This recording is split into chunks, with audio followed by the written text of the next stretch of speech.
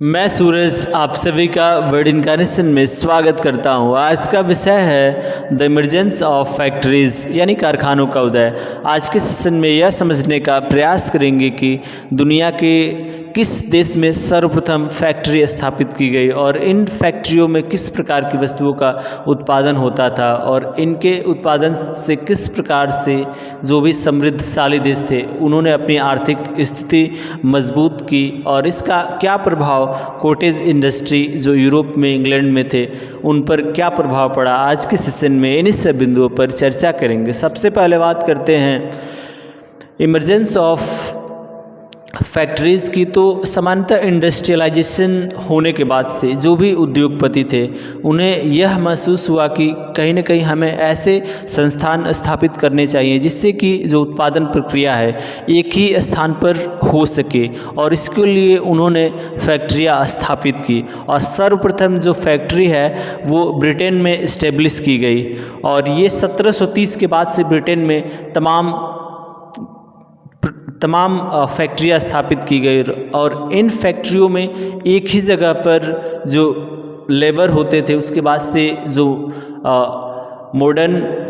मशीनें होती थी, उसके बाद से कच्चे रॉ मटेरियल होते थे, एक ही छत के नीचे ये पूरा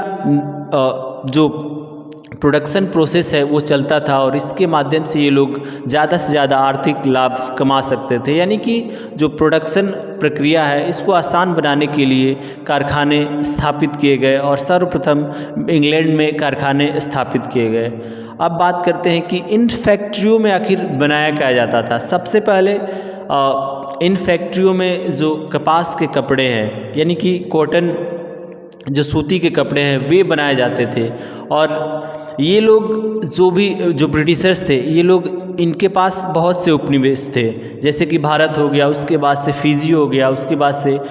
जो कैरिबियन द्वीप के देश हो गए, अफ्रीका में भी इनके उपनिवेश थे। यहाँ से ये लोग किसानों के माध्यम से जो कॉटन होता है, सूती क्या बोलते हैं, कपास होता है, इनका उत्पादन कराते थे किसानों के माध्यम से जबरन। उसके बाद से उन जो कपास होता था उसको सस्ते दामों में ये लोग खरीदते थे और उसके बाद से उसको अपने देश में लाते थे और इन्हीं फैक्ट्रियों के माध्यम से वे लोग प्रोसेस्ड करके इनका सूती कपड़ा बनाते थे और इन कपड़ों को फिर से इन्हीं औपनिवेशिक देशों में ले जाकर महंगे दामों में बेचते थे और ज़्यादा से ज़्यादा ये लोग आर्थिक लाभ कमाते थे। इस प्रकार से इन फैक्ट्रियों का उपयोग ये ज़्यादातर कपास के या जो सूती वस्त्र है उनका उत्पादन करने में करते थे और अपने देश को आर्थिक रूप से मजबूत करने का काम करते थे। अब बात करते हैं इन फैक्ट्रियों में क्या दूसरी भी चीज़ों का उत्पादन होता था। तो ये बात सही है कि हाँ, इसके बाद से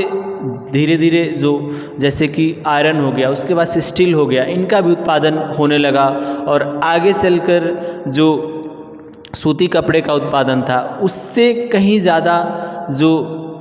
वृद्धि देखी गई या निर्यात में ज़्यादा वृद्धि देखी गई तो वो है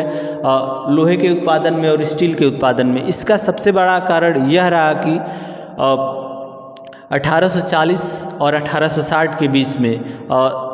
तमाम तरीके के देशों में, तमाम तरह के जितने भी देश थे औद्योगिक देश, उनमें रेल की पटरियाँ बिछाई गई। इसमें ज़्यादातर लोहे का उत्पादन किया गया और उस समय ब्रिटेन में जो लोहे का उत्पादन था वो दुनिया के तमाम देशों से सबसे ज़्यादा उत्पादित करने वाला देश था और इस प्रकार से जो ब्रिटेन है उसने अपने आप को पूरी दुनिया में आर्थिक रूप से सबसे मजबूती से स्थापित किया। धन्यवाद।